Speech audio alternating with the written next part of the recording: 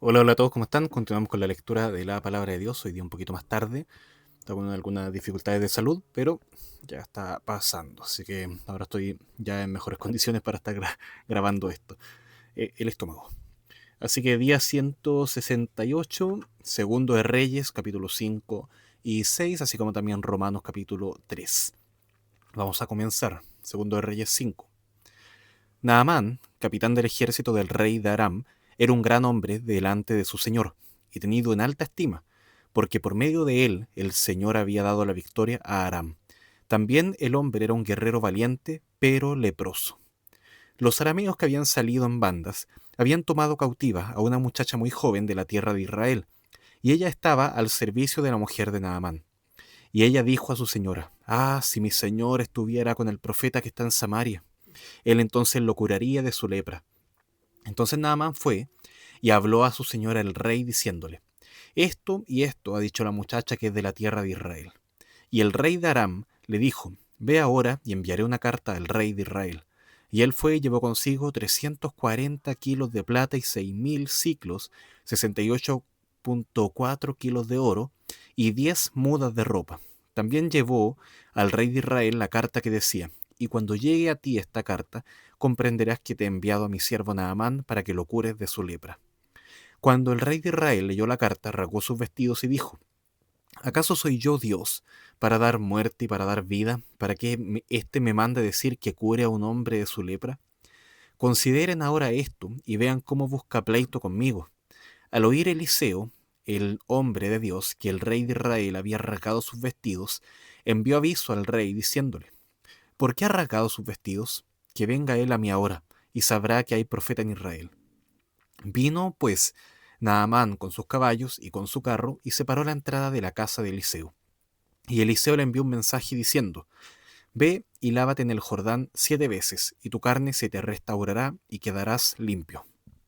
Pero Naamán se enojó y se fue diciendo: Yo pensé, seguramente él vendrá a mí, y se detendrá e invocará el nombre del Señor su Dios, moverá su mano sobre la parte enferma y curará la lepra. ¿No son el Habaná y el Farfar, ríos de Damasco, mejores que todas las aguas de Israel? ¿No pudiera yo lavarme en ellos y ser limpio? Y dio la vuelta y se fue enfurecido.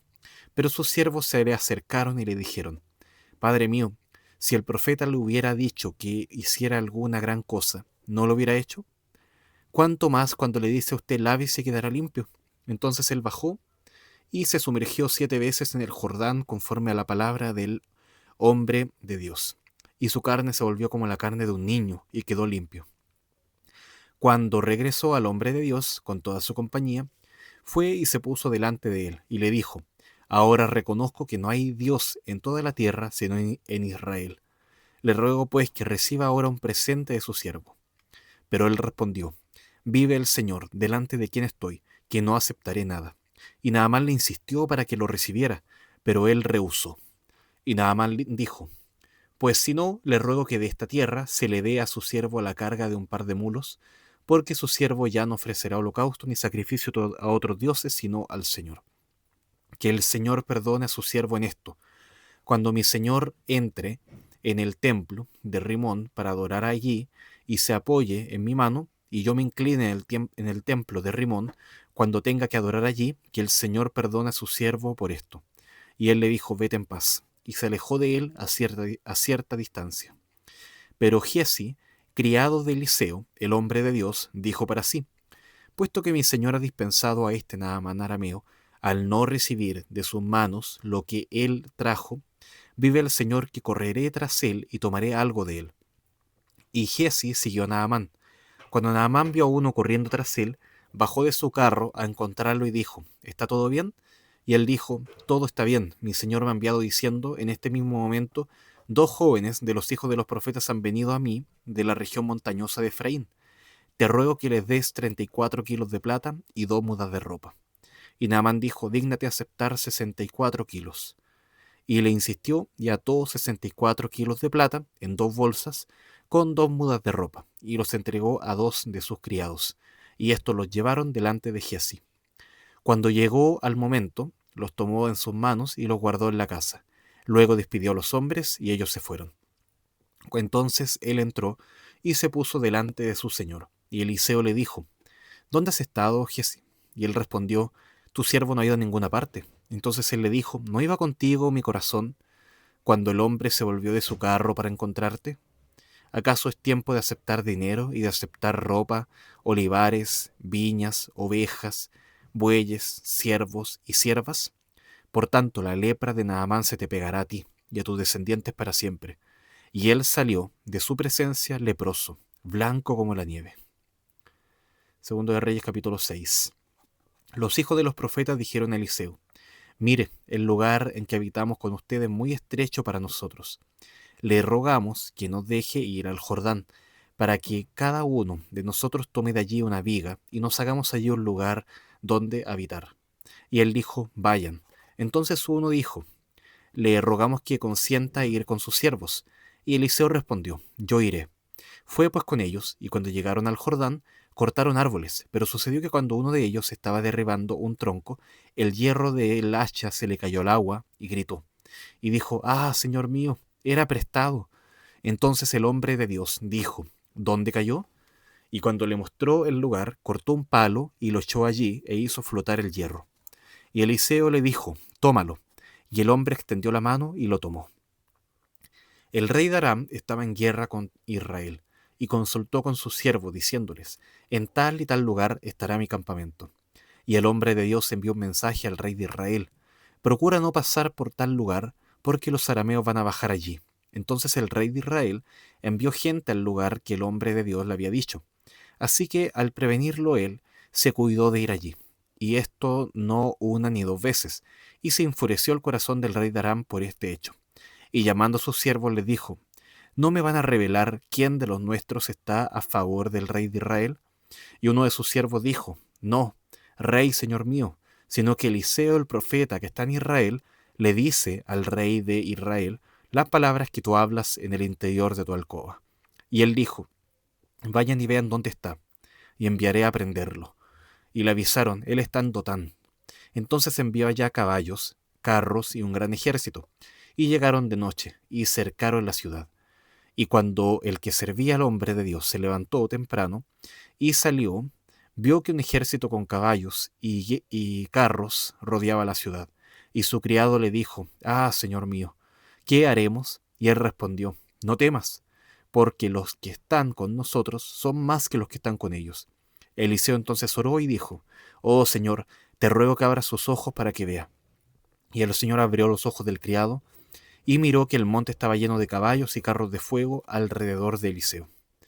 Cuando descendieron hacia él los arameos, Eliseo oró al Señor y dijo: Te ruego que hieras a esta gente con ceguera. Y él los hirió con ceguera conforme a la palabra de Eliseo. Entonces Eliseo les dijo: Este no es el camino, ni es esta la ciudad. Síganme y yo los guiaré al hombre que buscan. Y los llevó a Samaria.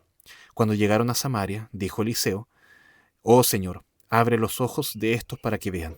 Y el Señor abrió sus ojos y vieron que estaban en medio de Samaria. Al verlos, el rey de Israel dijo a Eliseo: ¿Los mato, padre mío? ¿Los mato? Y él respondió: No los mates. ¿Matarías a los que has tomado cautivos con tu espada y con tu arco? Pon delante de ellos pan y agua, para que coman y beban y se vuelvan a su señor. Entonces les preparó un gran banquete, y después que comieron y bebieron, los despidió y se volvieron a su señor. Y las bandas armadas de arameos no volvieron a entrar más en la tierra de Israel.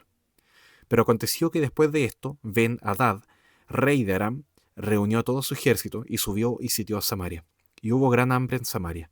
La sitiaron de tal modo que la cabeza de un asno se vendía por 80 siclos, 912 gramos, de plata, y medio litro de estiércol de paloma por 5 siclos de plata. Pasando el rey de Israel por la muralla, una mujer le gritó diciendo: Ayúdeme, oh señor rey mío. Y él respondió: Si el Señor no te ayuda, ¿de dónde te podré ayudar? ¿De la era o del lagar? Y el rey le dijo: ¿Qué te pasa? Y ella respondió: Esta mujer me dijo: Da tu hijo para que lo comamos hoy, y mi hijo lo comeremos mañana. Así que cocimos a mi hijo y nos lo comimos. Y al día siguiente le dijo a ella: Da tu hijo para que lo comamos. Pero ella escondió a su hijo. Cuando el rey oyó las palabras de la mujer, rasgó sus vestidos, y como él pasaba por la muralla, la gente miró y vio que interiormente llevaba cilicio sobre su cuerpo. Entonces él dijo: así me haga Dios y aún mañana, si la cabeza de Eliseo, hijo de Safat, se mantiene sobre sus hombros hoy. Eliseo estaba sentado en su casa, y los ancianos estaban sentados con él. El rey envió a un hombre de los que estaban en su presencia. Pero antes de que el mensajero llegara a Eliseo, éste dijo a los ancianos: ¿ven cómo este hijo de asesino ha enviado a cortarme la cabeza? Miren, cuando el mensajero llegue y cierre la puerta, y manténganla, cuando el mensajero llegue, cierre la puerta y manténganla cerrada contra él. ¿No se oye tras él el ruido de los pasos de su señor? Todavía estaba hablando con ellos cuando el mensajero descendió a él y le dijo: mira, este mal viene del Señor. ¿Por qué he de esperar más en el Señor? Y lo vamos a dejar hasta acá, la historia, y vamos a avanzar a Romanos. Romanos capítulo 3. Que dice así: ¿cuál es entonces la ventaja del judío? ¿O cuál el beneficio de la circuncisión?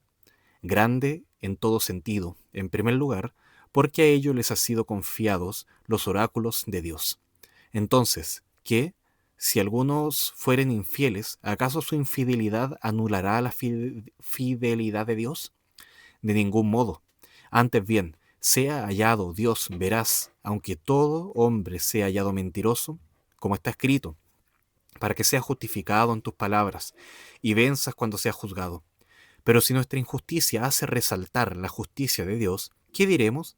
¿Acaso es injusto el Dios que expresa su ira? Hablo en términos humanos, de ningún modo, pues de otra manera, ¿cómo juzgaría Dios el mundo?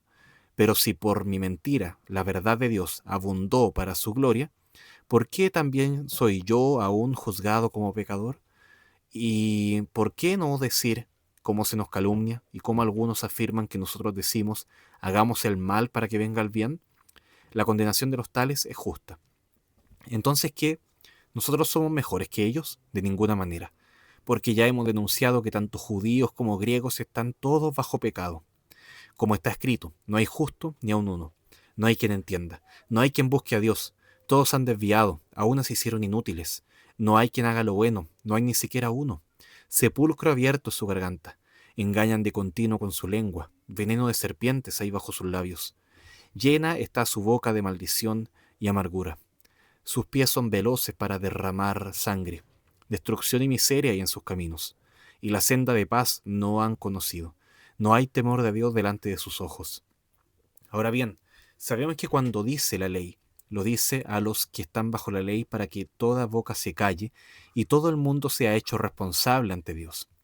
Porque por las obras de la ley, ningún ser humano será justificado delante de él, pues por medio de la ley viene el conocimiento del pecado.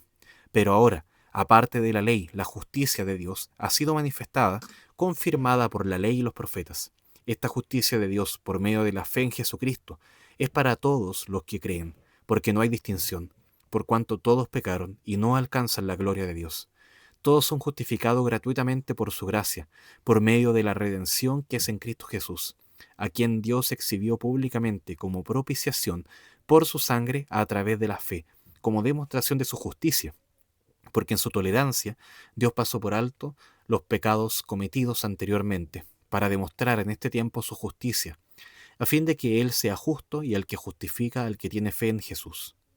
¿Dónde está, pues, la jactancia? Queda excluida. ¿Por cuál ley? ¿La de las obras? No, sino por la ley de la fe, porque concluimos que el hombre es justificado por la fe, aparte de las obras de la ley. ¿O es Dios el Dios de los judíos solamente? ¿No es también el Dios de los gentiles? Sí, también de los gentiles, porque en verdad Dios es uno, el cual justificará en virtud de la fe a los circuncisos y por medio de la fe a los incircuncisos. ¿Anulamos entonces la ley por medio de la fe? De ningún modo. Al contrario, confirmamos la ley. Bien, entonces haciendo una pequeña conexión entre estos dos textos de 2 de Reyes 5:6, así como también de Romanos 3, vemos a Naamán, que era un hombre importante, un hombre que se podría creer merecedor quizás de muchas cosas. Era un hombre reconocido como valiente, como valeroso, pero leproso. Varón grande, dice el primer versículo ahí de 2 de Reyes 5, varón grande delante de su Señor, pero leproso. Entonces su grandeza, aún así a pesar de todo, no podía cambiar esa condición de que era una persona leproso. Ahora, llevándolo al sentido espiritual, los judíos ahí en el texto de Romanos, por haber sido instrumento de Dios para llevar su palabra, tener toda esta historia, toda esta relación con Dios en sus pasados, todas las ceremonias, todos los rituales, la circuncisión, podría ser también que se creyeran más justos y merecedores del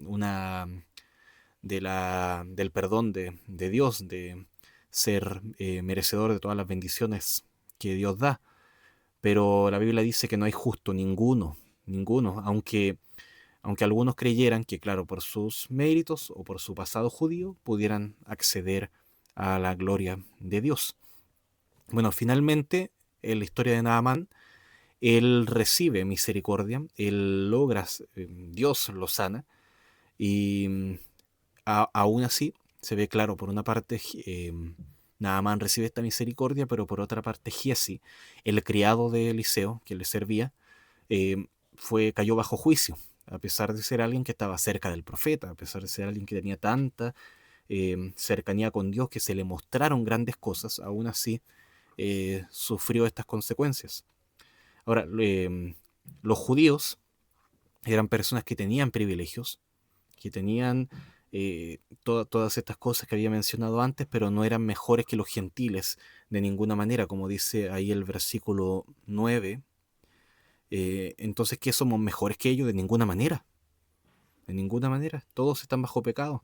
Y así como Naamán mostró humildad y Giesi mostró codicia, todos aún así estaban dentro de la condición de necesitados de Dios. Naamán recordando que no era una persona judía, no era una persona con un pasado israelita, sino que era una persona dentro de lo que este grupo de Romanos 3 podríamos llamar gentil. Y aún así Dios habló con él, o sea, Dios obró en él y, y se dio este hecho tan importante en la historia de la escritura.